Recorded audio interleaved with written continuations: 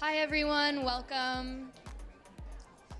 Thank you all for joining us this evening. My name is Sydney Gillette. I'm with the team at Spell.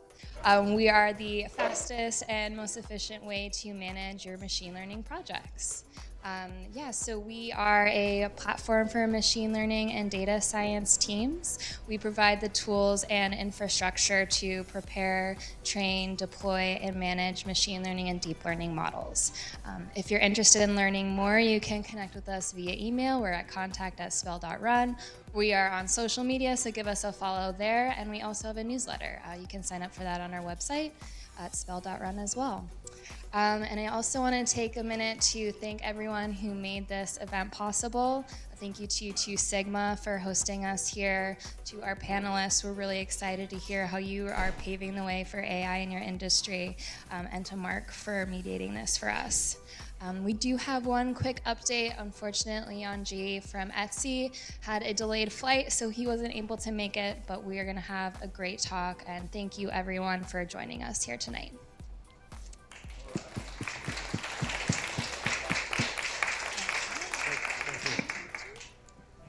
Hi, I'm Mark Burton. I'm the tech editor for the Trust at the Wall Street Journal Barron's Group. We spend a lot of time working with tech companies to get their message out, and very excited to be with our panelists here to talk about AI in industry. Before I introduce our panelists, I just wanted to speak briefly about the state of AI in industry. I have some recent numbers from Deloitte that we published just a couple of weeks ago. They did an annual survey of AI early adopters around the world, and they found some interesting things out. For one thing, early adopters of AI are finding it to be very effective for their business. Almost 2/3 say that it has had a measurable effect on their business.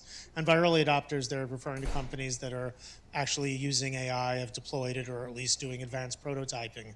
And they found that about 2/3 say it's critical to their business success today, and 81% say that they envision it being critical within the next 2 years. So it's becoming something that's part of the norm for a lot of major businesses around the world. But it doesn't mean it's without challenges. 30 to 40% point to difficulties with data, whether it's getting the right data sets or finding ways to actually use the data they have. And talent is a huge problem. 68% of these companies say they're facing challenges finding the right people. And that doesn't just include data scientists. It includes people who know what to do with the data once it's actually out there. It includes people who can develop training data sets. It includes people who really have domain expertise who can help them with these projects. So 68% are saying they're facing a talent gap.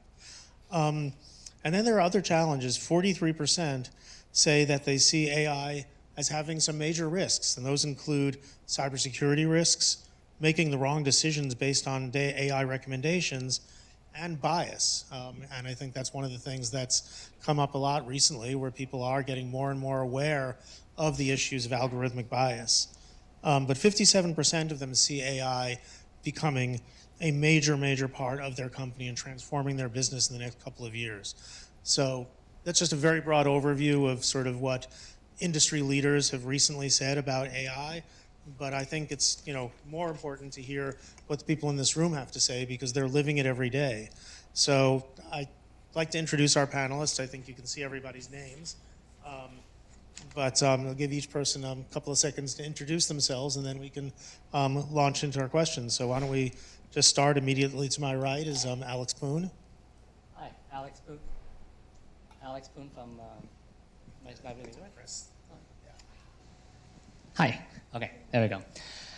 My name is Alex Poon from AI Cure. I run the engineering team and the team of data scientists AI Cure.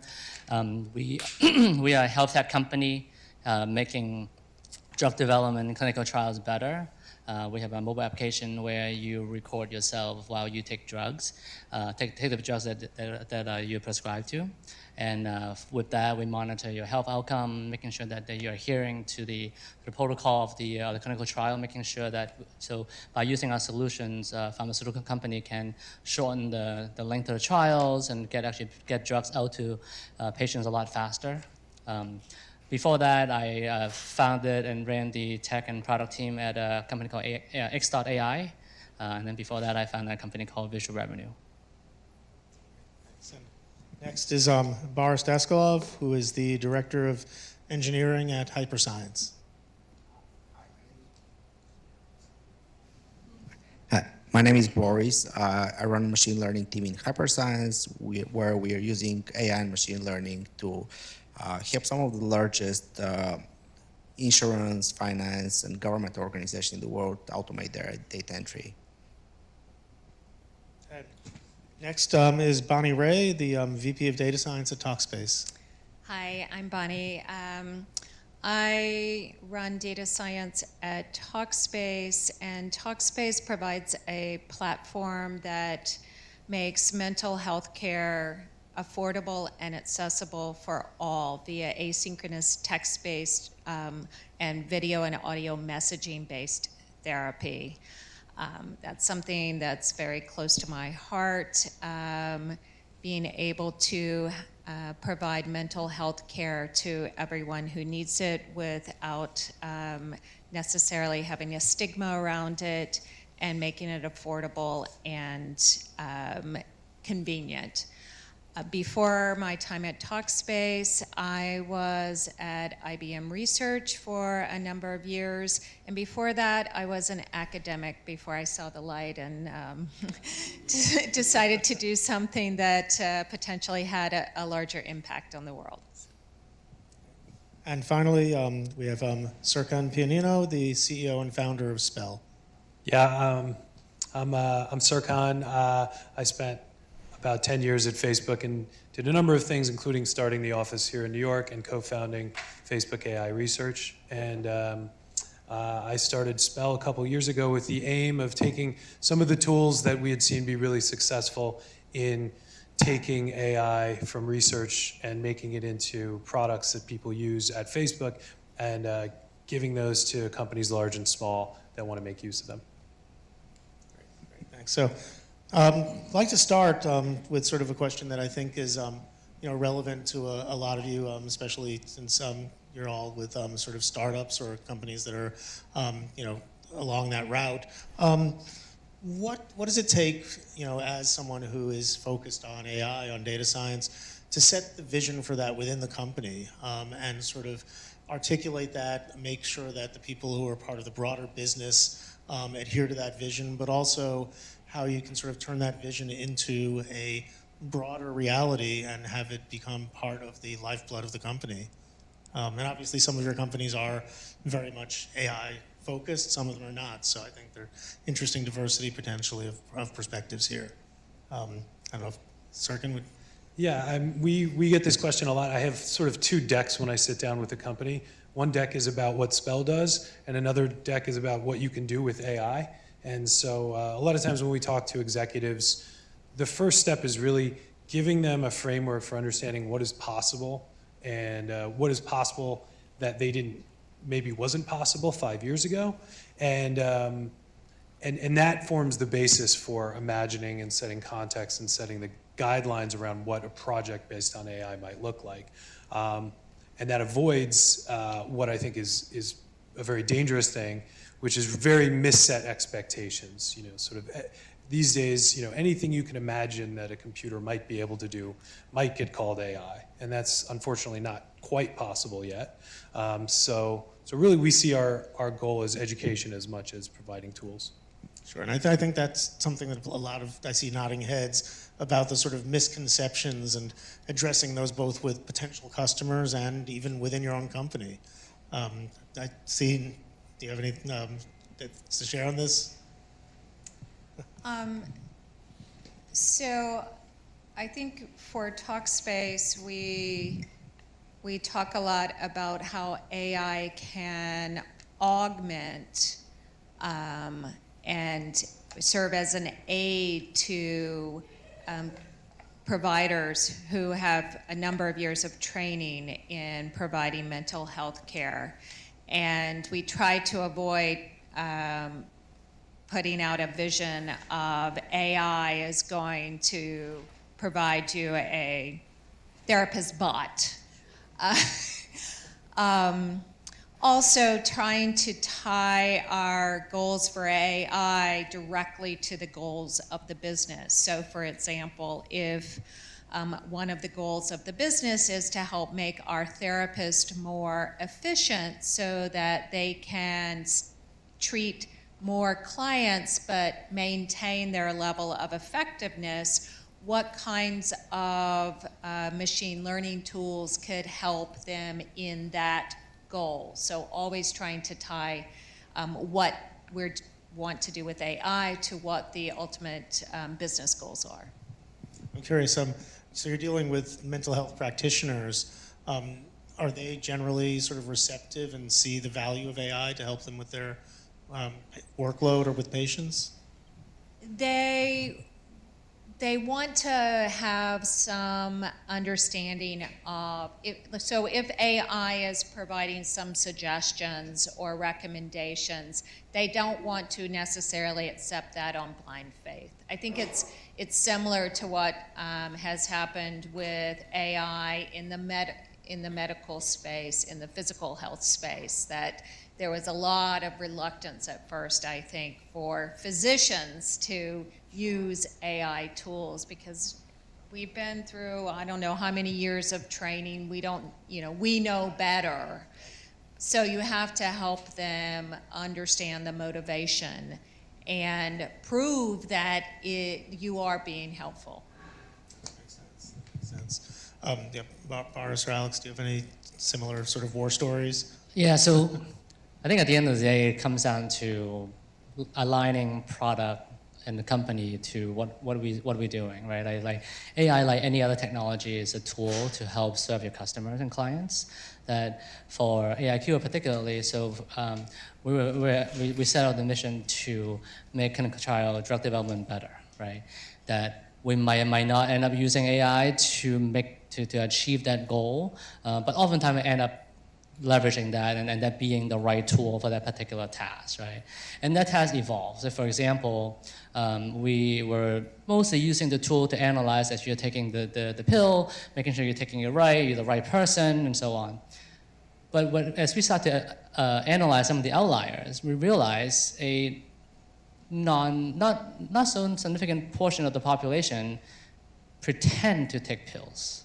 It's totally not something that we expected. We didn't set out to try to catch people cheating on taking pills. But we realized that there's this group of people out there that they sign up for a clinical trial, they get paid, and then they pretend they take pills.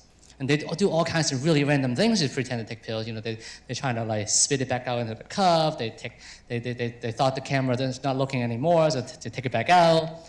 All these things, and all of a sudden now you have to create systems and data and train model to catch this particular use case that we did not set out to catch, which is like super fascinating.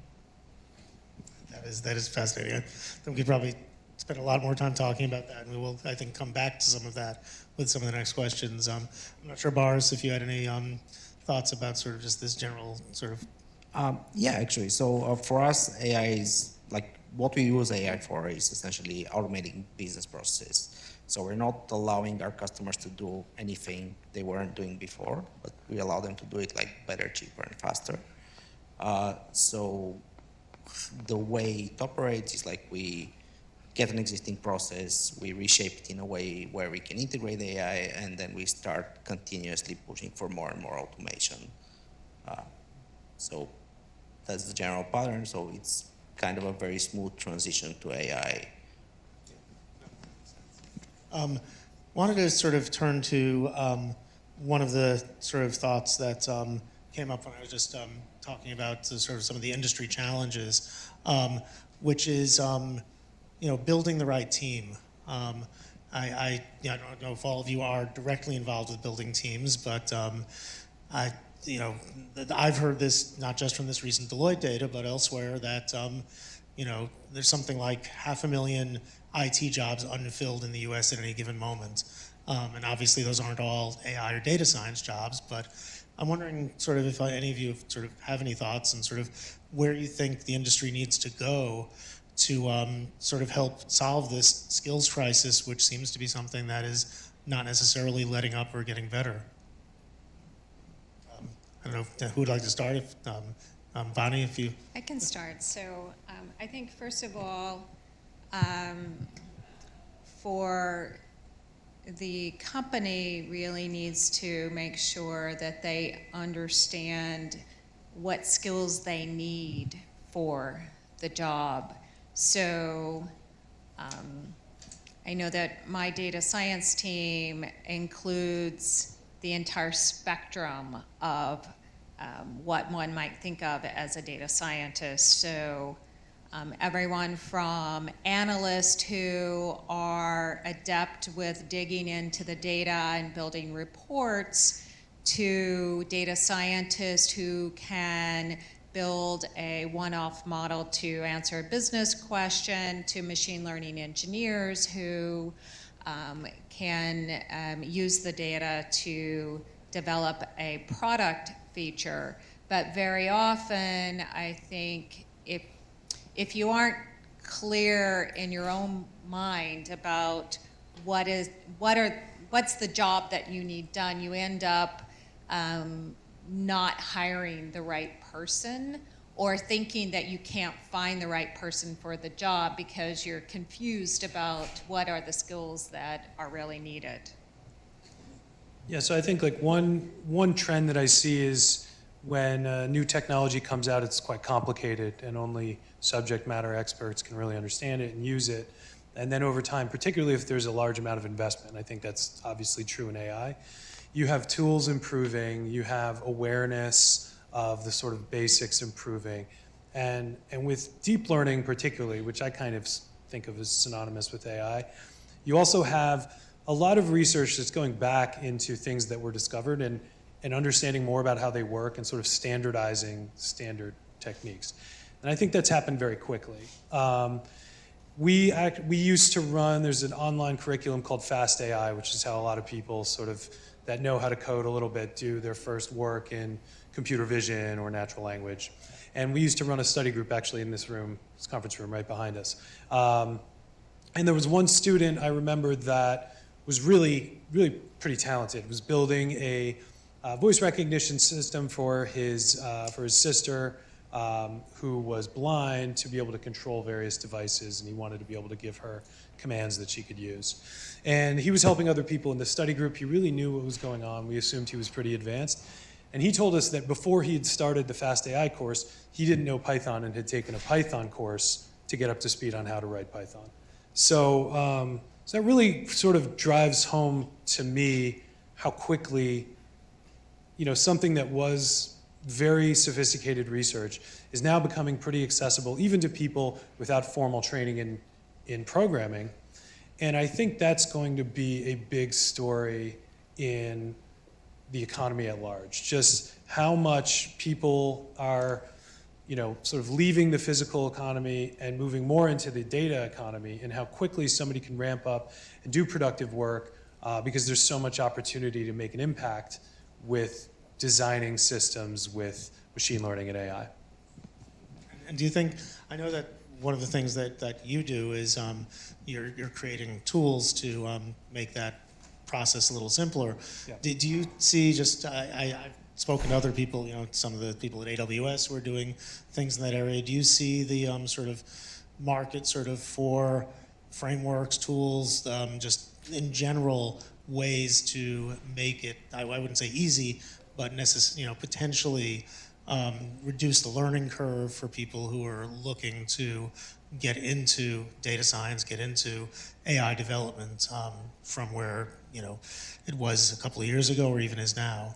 Yeah, I mean, I think I usually group frameworks and software that makes it easier to run experiments, those types of things, in the real AI bucket. People doing actual things with. There's a lot of things that aren't in that bucket, but yeah, the growth is pretty outstanding. I mean, even 2 years ago when we founded Spell, we had a lot of trouble convincing even very sophisticated investors explaining what we were trying to do. And now I feel like there's a large market. There are a lot of sort of Fortune 500 companies looking around for these types of solutions. So there's clearly momentum. And I think the other thing we see is more of the AI in the world, more machine learning models being built by people with no traditional background in data science, machine learning. More, what we say is machine learning, building products that incorporate learning algorithms or data, being part of just the overall toolkit of anyone who's building software. And we see that happening pretty quickly. Yeah, I think that certainly is an advancement. I also think that it's very important to have some sort of guardrails around those more automated techniques, because very often you lose track of some of the underlying assumptions that are important for different modeling techniques to really do what you think they're going to do. And so that's one of the things that worries me a bit about this trend of, sort of failing to have some foundational knowledge of why these things work and when they work. No, that makes sense. I do want to come back to that. But before I do, I wanted to make sure if Boris or if Alex, if you have any thoughts about sort of the whole sort of issue with talent and skills. Yeah, I can very much relate to what Bonnie said 5 minutes ago, that it's a very new space. 5 years ago, machine learning was a very niche thing that almost nobody was doing. And now everybody's trying to get in. But organizations aren't clear what are the traits that are making you successful, what do they should look in your cars, and but also people who are trying to get into the field, they're also equally confused about what are the areas they should get better in. And it's true that deep learning is very effective, and also part of its success is not that it's effective, but it's very accessible, it's very easy to get into, but it's also just one of the many tools you need to master to be a successful machine learning practitioner. Yeah, I mean, I see things like machine learning follows a very similar curve as, say, like big data and infrastructure. So the first company I started back in 2011, it took us 2.5 years to build to some scale that we can serve customers with a team of engineers. Fast forward to today, you can build, one single person can go into Amazon and tie a bunch of services together and build it probably in a day, the same exact piece of software that we build, and would be infinitely scalable, right? So I certainly see that trend, but yeah, I think particularly for things in machine learning is not just a new technology, it is somewhat a new way of thinking, right? So the idea of deterministic thinking versus statistical thinking, where things comes with some kind of probability, some things that come on that you have to think about. Is your data set balanced? Is it representative to that we talked about bias and other stuff like that? I think those are the sort of the deeper understanding of, if you don't know the underlying data set, you don't know the problem that you're trying to solve, you don't know the industry that you're serving, it makes the effectiveness of your algorithms, whatever it is, a lot harder, and sometimes you run into trouble because you actually don't know what you're doing. Yeah, I think that sort of hits on the point Bonnie was making, and I think it's worth sort of, getting some more conversation about that, because as I mentioned earlier, it certainly is something that in the Deloitte survey, large companies are certainly paying attention to now, and concerned that either they'll make the wrong decisions or that the algorithms will get it completely wrong. And as both of you pointed out, if you don't have the expertise to actually figure out why or figure out what's going on behind the scenes, then you could find yourself unable to actually address the issue. I don't know if any of you have sort of delved into that deeper, or have any specific thoughts about sort of, how to solve that. Obviously, tools to improve the throughput and get things done more efficiently are great, but oversight is also something that requires a lot of expertise. So I'll add a little bit to that, right? So there's a lot of fancy algorithms out there and different things, but I think I would say I venture to say 95% of machine learning, 95% of AI is machine learning, and 95% of that is supervised learning, which means that you need a large number of well-labeled data set. in order to train your algorithms. So then the trick becomes like for the business and for the processes about how do you go gather a set of well-labeled data set that's large enough amount that cover the use cases and the diversity of the data set that you're looking for to actually train the algorithm. For facial recognition, that you want to make sure that you get all race and gender, distribution, age, things that your application care about, right? That need to make distinction. Then as long as you start thinking about like, how do you collect, parse, and cleanse those data, will help you a lot in terms of like building the right model to solve some of those problems. Sure, and yeah, I think that's the case pretty much across the board, is getting the right data set and actually knowing what's in there. Bonnie and Sir, can I see you nodding your heads? I don't know if you have any. Well, I know we've spent a lot of time in the last couple of years trying to figure out the best way to collect or to label certain concepts in our transcripts of interactions between clients and therapists who operate on the platform, all anonymized, of course. And so one of the concepts, for instance, that we are currently working on is to label therapist dialogue acts, which are a type of like intervention that the therapist is providing through their words or their responses to the clients. And if we don't have therapists who are practicing, or enough therapists displaying a variety of therapeutic techniques on the platform, we can end up learning things that are going to recommend, steer therapists towards a very, for instance, cognitive behavioral therapeutic technique, which is a highly structured technique and doesn't work for everyone. So how do you go about addressing those types of things is a pressing problem. Sure. No, and I would imagine in a field like mental health where you've got patients with all different types of challenges, being able to actually use that data effectively is just a huge challenge in and of itself. Yeah. I have a machine learning horror story as well. When I was in the early days at Facebook, somebody who worked at Google told me this story. So this is a story from Google, where they had Google had millions of resumes of people that had applied for jobs, and then they had this very good data set of which of those people were then granted interviews and how far those people progressed in the process, and then who ultimately ended up getting hired at Google, and even who ended up getting good performance reviews at Google and getting promotions and things like that. So they figured that this was a really good application of NLP, and at the time NLP techniques were a lot less sophisticated than they are typically now. So they put all these things into a classifier, and they said, can we predict who's going to do well? And the results looked pretty good. It was like pretty predictive. You could put in a resume and figure out if that person should get an interview at Google.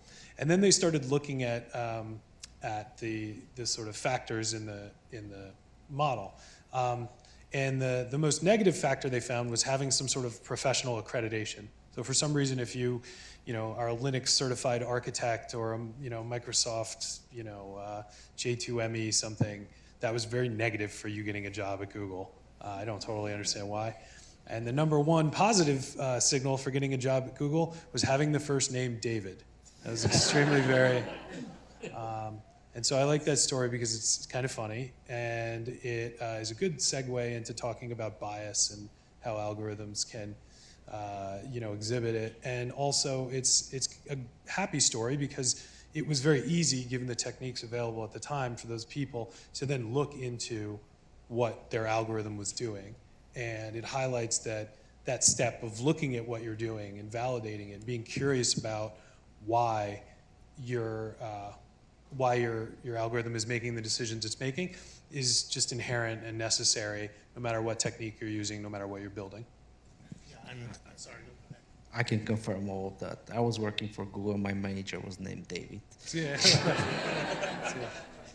But joke aside, I think two things that are usually not very present in academia, where most machine learning is coming from.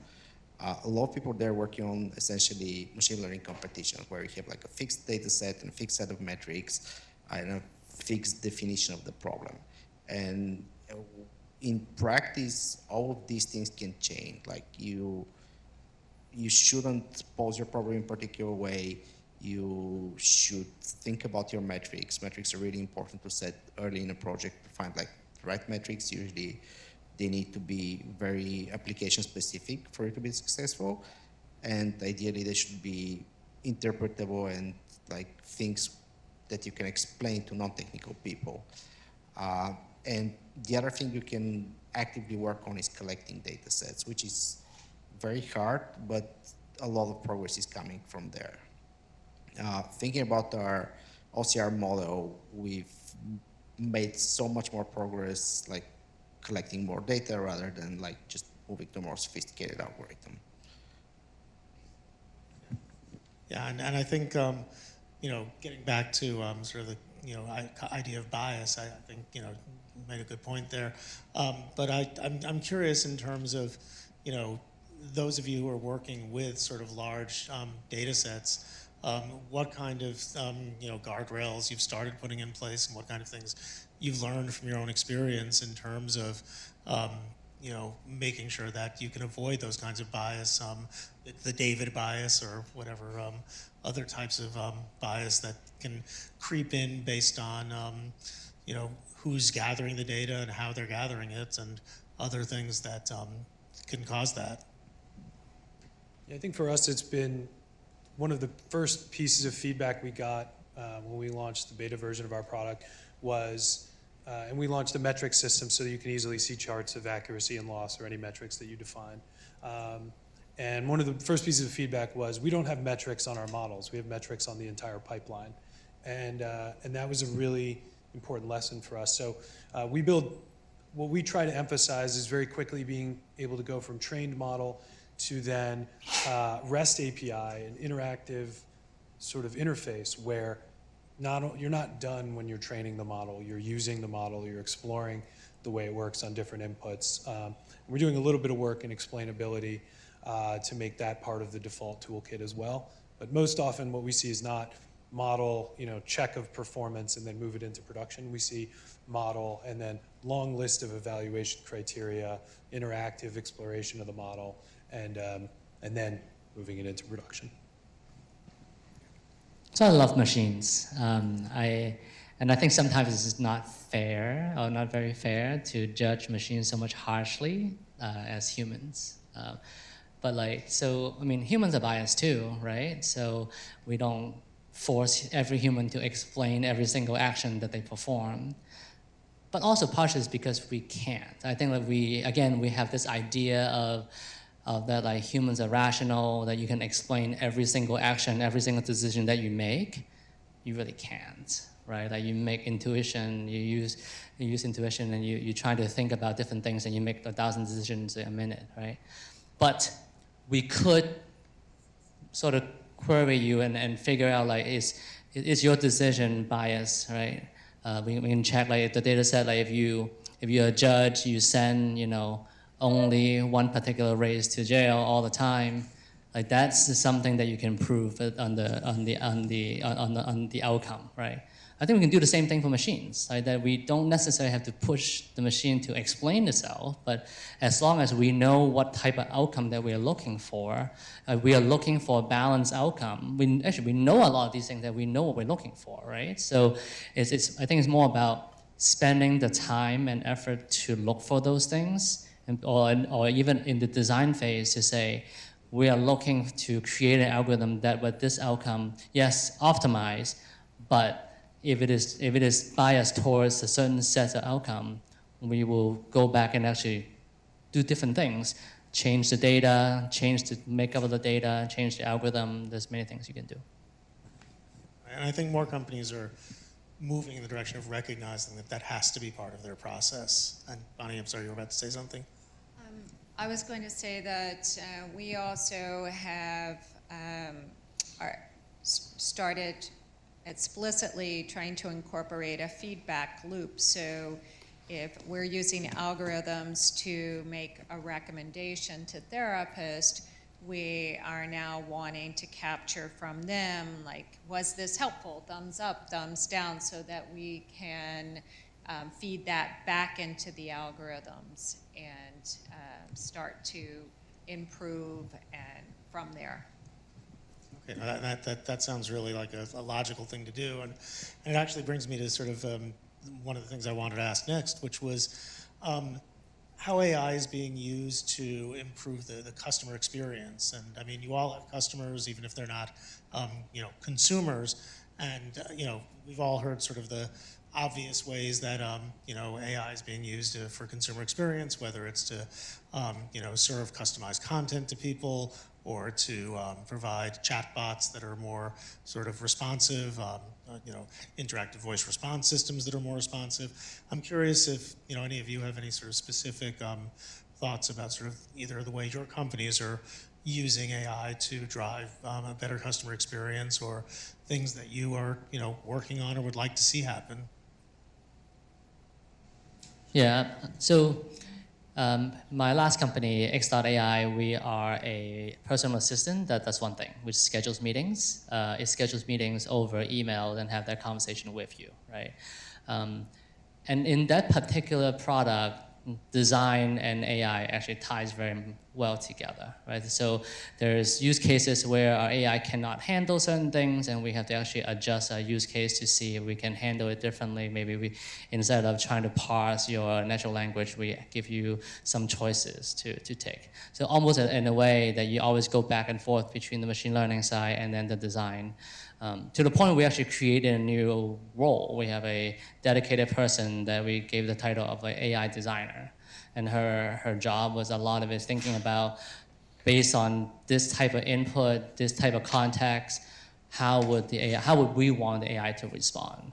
What type of language should we use? How would we shape the paragraph? What kind of tone are we trying to convey? All that is kind of big into this intersection between design, functionality, customer experience, and the machine learning itself. Any other thoughts on the customer experience?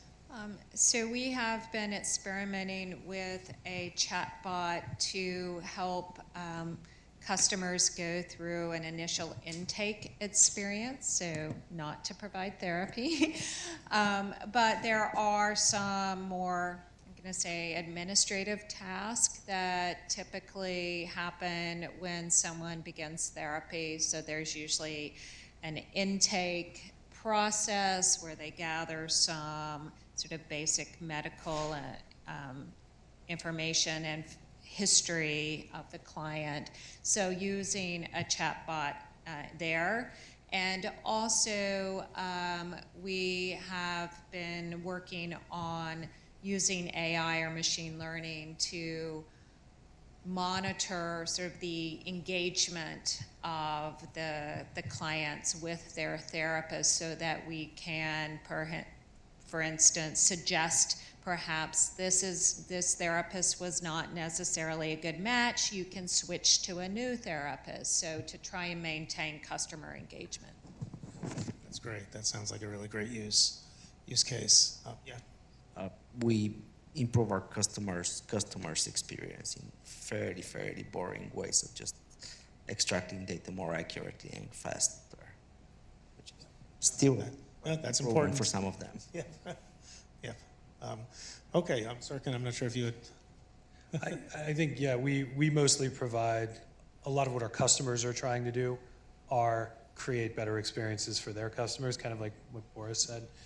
We had a meeting with IKEA, and to them AI was really this change in this upgrade in the mechanisms by which they reach their customers, how much they understand them, how much they ask them to click through UIs they don't understand versus how much they can just ask for things as they would a human. And I think that's one of the most cross-cutting things about cross-industry trends within AI, is that everyone's expectations in customer interactions, no matter what you're trying to do, are way higher. And that's something that every business has to solve. Yeah, and actually that brings an interesting point, which I wanted to explore a little. The sort of expectations of AI and sort of the misconceptions about what it can do. I think, they run the gamut from people who think it can do anything and solve any problem to people who are, afraid it's going to sort of destroy the world. And, obviously reality is somewhere in the middle there. And I think it's, for all of you, I think working in the industry, it's one of those things that, you have to sort of help sort of employees, help customers, help investors sort of understand what you can and can't do. I'm wondering if any of you have sort of any stories that you could share about sort of the biggest misconceptions you've had to fight against when sort of working in this field with customers and employees, et cetera. Well, perhaps with managers, when you have to keep explaining that AI or machine learning projects can't necessarily run on exactly the same sprint schedule as an engineering project because there's a lot of more unknowns. So I would say that's one of my big challenges is trying to explain sort of that the cycle of development is a little bit different. I think the biggest thing is that we use the term AI and people assume we mean general AI, and we never do. And that's just the biggest point of confusion I think people have, is that they think AI is coming means we're going to have conscious thinking machines pretty soon, and we're not real close to that at all. And also, people just love AlphaGo. I don't understand why. It's just like something about solving Go convinced everyone that we had made a huge leap. Go is a very different game than the real world is. So I was always surprised at how much that was impressive to people. Yeah, again, back to the point of that 95% of AI is machine learning, and then 95% of that supervised learning, right? Machine learning, like to his point, you're just training the machine to mimic. And you can get really good at mimicking something, but mimicking something is very different than decision making, right? Like then making a call, trying to do things. And then we're making some tiny advancements in playing games, but it's very far from kind of reality, right? So again, even if you use Google as a good example, that you look at two very different AI product, right? You have the ad targeting platform that they have a tremendous amount of data, well-labeled data, because we label it for them by clicking on the links or not clicking on the links, or like going back to Google's homepage and all this different data. We provide that data for Google, and they can train a super good machine learning algorithm that makes a ton of money. Same company trying to build self-driving cars don't have that same of labeled data and have to spend many millions of dollars and hundreds, if not thousands of cars souped up with a LiDAR on top, driving around, collecting data for years. And we still don't have a self-driving car yet, right? So in a way, that just gives you a sense of like how do you build and create some of these systems, and where can you actually build something and where you can't. There's actually a big difference of like how do you create, again, these like well-labeled data. If you don't have a good strategy for it, or they don't exist, it makes it much harder to build these intelligent machines. Yeah, and I think that's one of the public misconceptions that certainly I've seen in my work is people thinking, not just that, there'll be sort of self-driving cars, but just that in general, it's a lot easier than it is. I mean, I've seen some of the projections that, self-driving cars would be commonplace by 2020. Obviously, that's not happening. So, but these were real projections that people made 2 years ago. So, I'm not sure, Boris, if you had any specific sort of thoughts about the misconceptions around AI. Well, I think for a lot of people, it's a bit hard to to understand that like all of like AI makes errors, people make errors.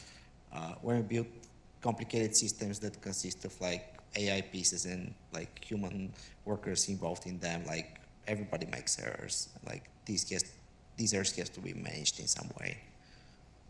Yeah, and I think that is one of those things that, I mean, going back to the self-driving car example, you know, you think about sort of what will happen when there are self-driving cars, and, you know, the first time that the self-driving car, you know, or actually I guess it's already happened with prototypes where they've caused accidents, and, you know, that potentially, it's obviously a horrible thing, but, you know, the goal eventually obviously is to have them reduce the number of accidents caused by humans, which are thousands and thousands.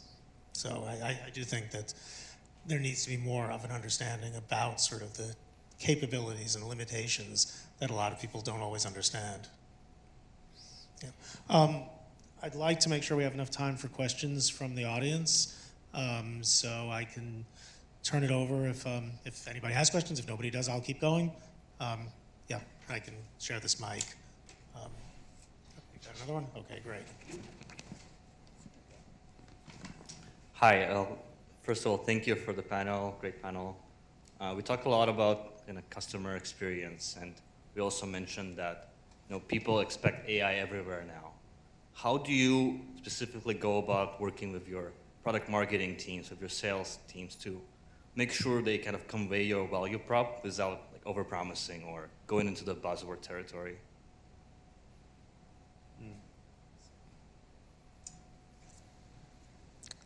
So again, right, it's I think particularly now, it's a little bit different like 5 years ago, where AI still like this anything, there's a lot less of it. And so, but I think today, I think it's going back to like, what is the value proposition of the company or the product, right? That it might not be powered by AI, but I think the component of AI is less of a selling point today than it was 5 years ago, right? Like that, again, I think AI will enable a set of new capabilities that you weren't able to do or weren't able to do with the same amount of cost or with the same amount of efficiency, right? But then I think those are the things that become the selling point, right? That like we can do these things, we can provide the type of healthcare that we could not be able to do or only a nurse can do before, and now we can provide the same amount of care for almost like costless, right? Because the machine is doing it. I think that's kind of where the value proposition and the selling point is. Anyone else on that or a question? Yeah. Yes, my name is Philip. I want to ask about spell and the differentiator. There's a word accelerate. Could you expound more on that? Sorry, I missed the second part of it. Like accelerate, what's the differentiator? How are you accelerating it? I think we've just spent more time thinking about we've done literally thousands of interviews with people building things with machine learning, and really sort of understand the workflow that people are going through and where the pain points really are, and solve all those things as seamlessly as possible. So I think we've been at this for a long time and really understand a lot about what it takes and what the frustrations are when you're building with machine learning.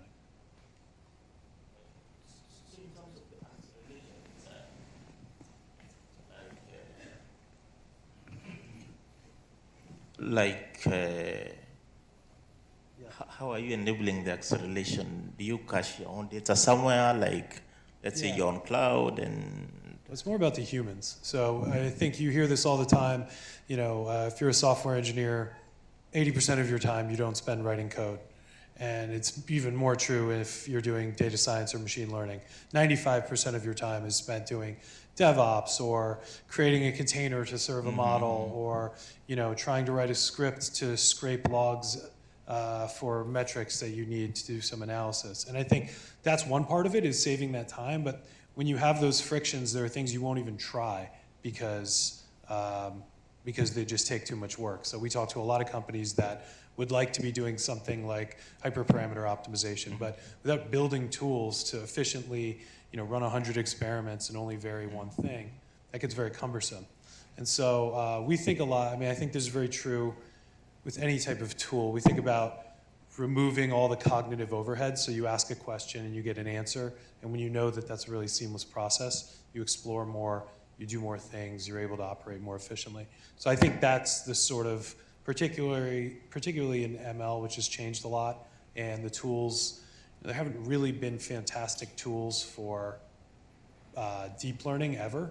So, so being able to accelerate things lets people not only do things faster, but also encourages them to explore more. Thank you. You don't have to stand up. I'm Gabi Pereira. I'm interested in the human aspect of this transformation, and how prepared are you to help your customers with change management? Because that's a big thing for all customers that have to deal with employees that feel threatened by technology, and they are not necessarily going to be replaced by technology, but that's going to be the first reaction. So how do you manage change management?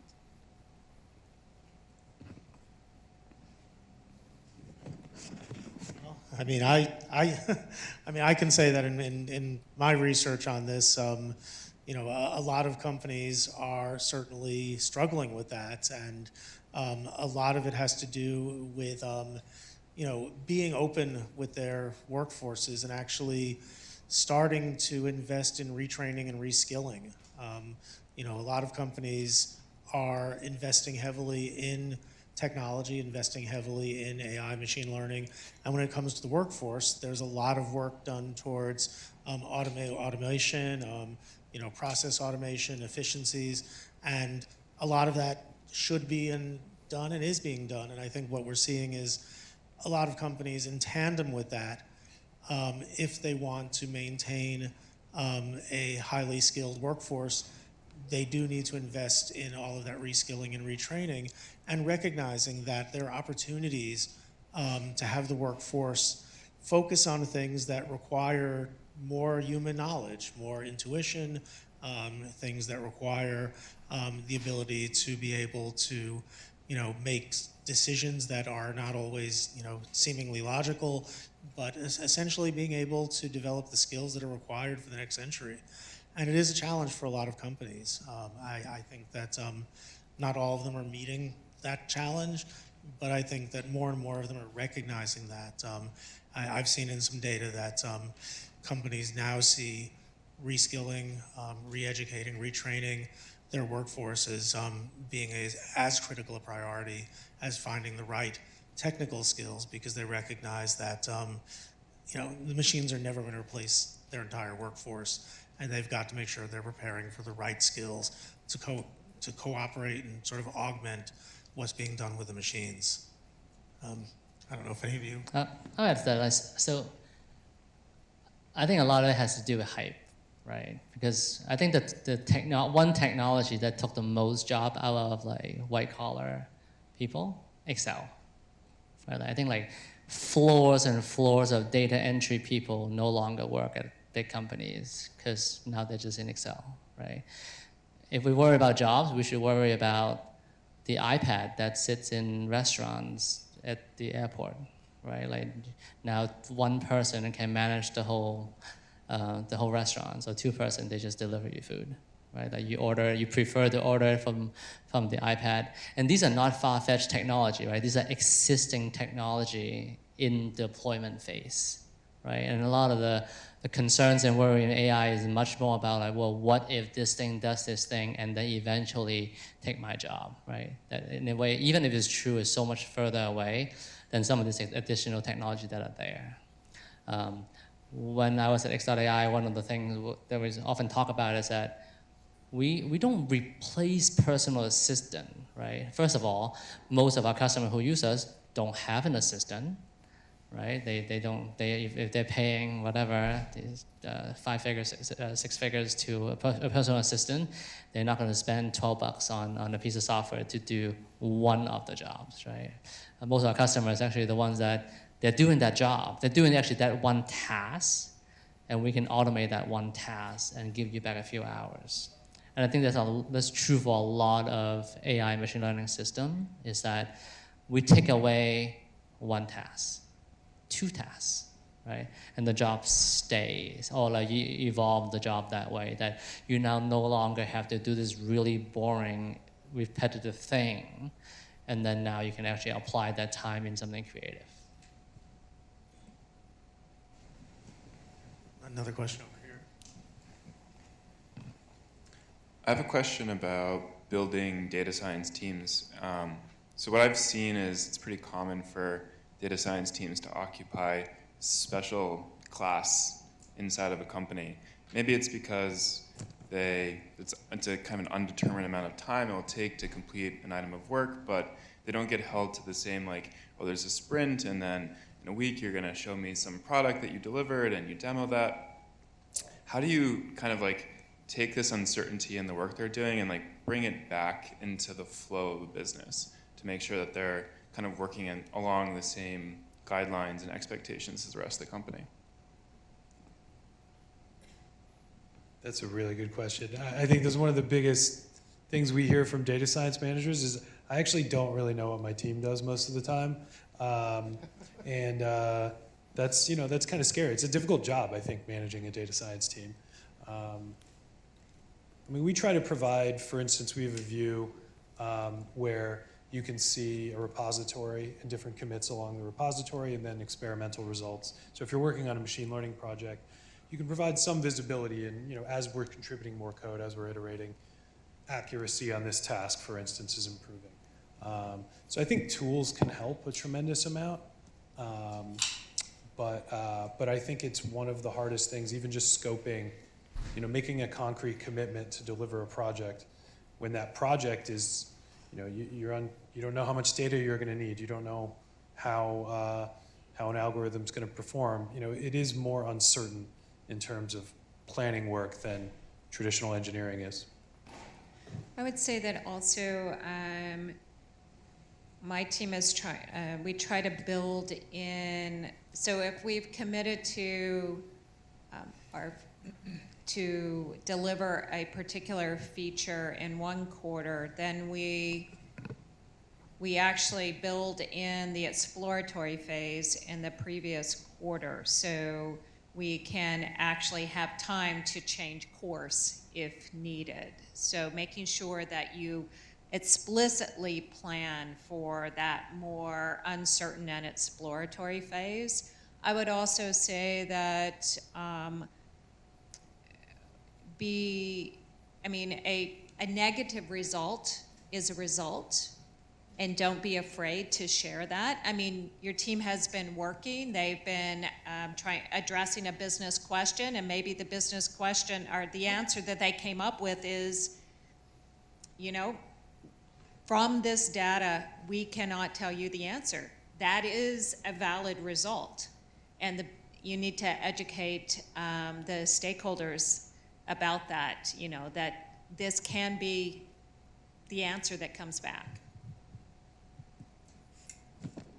I also agree that building prototypes is a key, and negative result is a valuable result, but only if you have a good understanding why is it negative, why it doesn't work. Very often I see cases where somebody comes and says, I tried this, it doesn't work, but maybe you just didn't figure out how to make it work. Whereas if you have at least some intuitive understanding of why it doesn't work, then that brings some certainty to the table that it doesn't work. Also, I think key is when you think about working with a team or a few people or even more, to work on a bunch of things in parallel, in a good mixture of short-term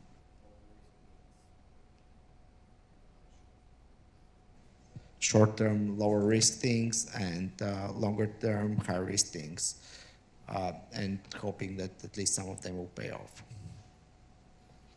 I think we have time for two more questions.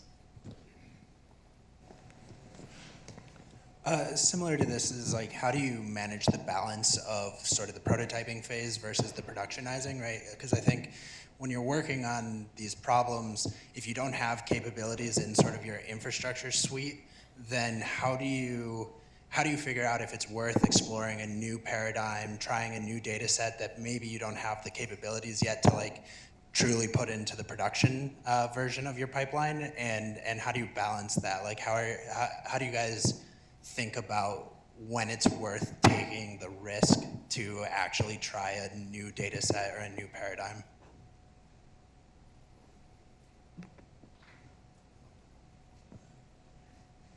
Yeah, I mean, I think it is hard. I think like a big part of it is that you do try to enable some of the capabilities ahead of time in terms of data engineering and data analytics before you invest in trying to build models and then gather data around it. And I think at least personally, I learned plenty of mistakes in trying to do the opposite.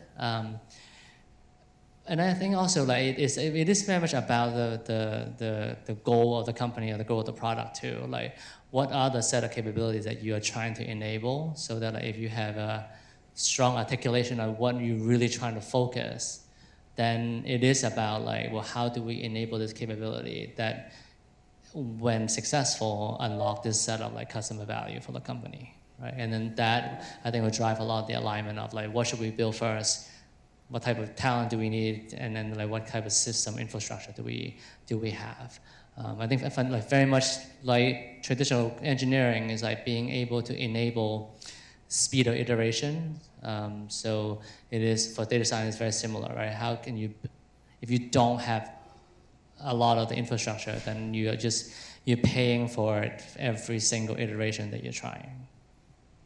I would also say that if you think about an MVP, what is the minimal viable analysis that we can do that will give us some directional information as to whether we should continue to invest in this analysis? I have two questions. One is for Alex. The video CV that you guys are doing, is it a multi-class ImageNet type thing that you're then using to pick out the ranges in the video that are most interesting? Or are you doing something that's like approximate KNN to figure out whether people are taking the drugs correctly? So that's question number one. And number two is for Boris. What would you say is the trickiest / most interesting ML problem that your team faces? Is it multilingual OCR and the multilingual data validation that sort of then has to happen? Yes, I'll go first. So I think it's much more about like we have a set of machine learning tasks, and they use different algorithms depending on the task, right? So, for example, for some image, so we're looking at videos, right? So we are using, can I say, like different neural nets algorithm that go for you to look at like one frame to another, and then like doing some of the more traditional CV tactics of like, are you drawing bounding boxes around things? So like, well, for example, one of the tasks that we're trying to do is making sure you're taking the right pill, right? So we train the models to identify the right color, the right shape of the pill, and then of course you need to draw the bounding boxes around the pill to even begin with, right? Versus we do other things like, based on your how often you're taking your drugs, we can predict how good will you be as a patient taking drugs in the future, right? That's more of a regression problem or an inference problem, right? So very much depends on the tasks, and some of them are more traditional computer visions, and some of them are more like, I guess, traditional like prediction problems. To me, OCR is largely solved. I mean, there are missing pieces, of course, like scaling to multiple languages is also interesting. But at least in the field of document analysis, for me, the most interesting part right now is you can OCR all the pieces of text on a page, and for a lot of documents, it's trivial how to interpret them. If you have like a page from a book, it just has like text flowing, and like you just read the text, and you like think of it as like text. But for a lot of what we call semi-structured documents, like say receipts, invoices, IDs, they have like a very complicated layout, which includes text, images, logos, tables, whatnot, and like finding all those pieces of text and like understanding how they relate to each other. It's a really interesting problem that I think it's very not really getting enough attention. Okay. All right. I think we're just about out of time for questions. So I'd like to thank all of our panelists. I think this is really great discussion, and would like to thank our hosts at 2 Sigma, and I think this was great. And thank you all for joining us tonight. Thank